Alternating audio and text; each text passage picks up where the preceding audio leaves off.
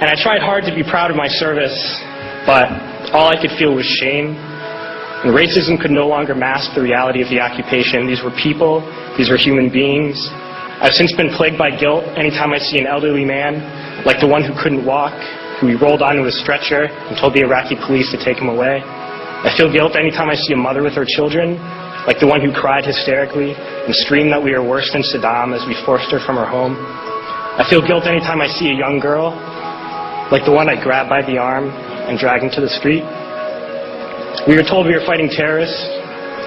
The real terrorist was me, and the real terrorism is this occupation.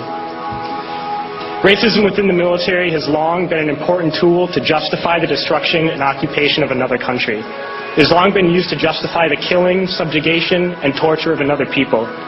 Racism is a vital weapon employed by this government. It is a more important weapon than a rifle, a tank, a bomber, or a battleship. It is more destructive than an artillery shell, or a bunker buster, or a Tomahawk missile. While all those weapons are created and owned by this government, they are harmless without people willing to use them. Those who send us to war do not have to pull a trigger or lob a mortar round. They do not have to fight the war, they merely have to sell the war. They need a public who is willing to send their soldiers into harm's way. They need soldiers who are willing to kill and be killed without question. They can spend millions on a single bomb, but that bomb only becomes a weapon when the ranks in the military are willing to follow orders to use it. They can send every last soldier anywhere on earth, but there will only be a war if soldiers are willing to fight. And the ruling class, the billionaires who profit from human suffering, care only about expanding their wealth, controlling the world economy. Understand that their power lies only in their ability to convince us that war, oppression, and exploitation is in our interest. They understand that their wealth is dependent on their ability to convince the working class to die to control the market of another country. And convincing us to kill and die is based on their ability to make us think that we are somehow superior. Soldiers, sailors, Marines, airmen have nothing to gain from this occupation. The vast majority of people living in the U.S. have nothing to gain from this occupation. In fact, not only do we have nothing to gain, but we suffer more because of it. We lose limbs, endure trauma, and give our lives. Our families have to watch flag-draped coffins lowered into the earth.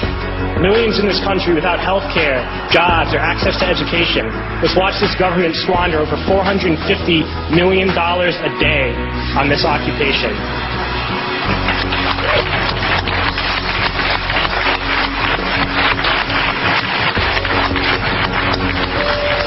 Poor and working people in this country are sent to kill poor and working people in another country to make the rich richer. And without racism, soldiers would realize that they have more in common with the Iraqi people than they do with the billionaires who send us to war.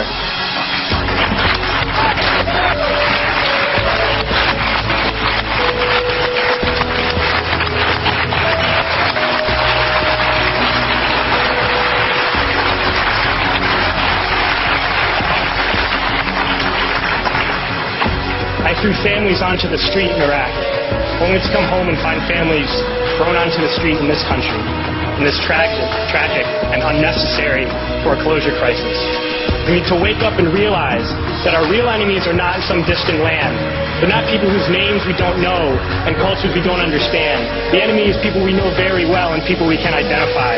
The enemy is a system that wages war when it's profitable.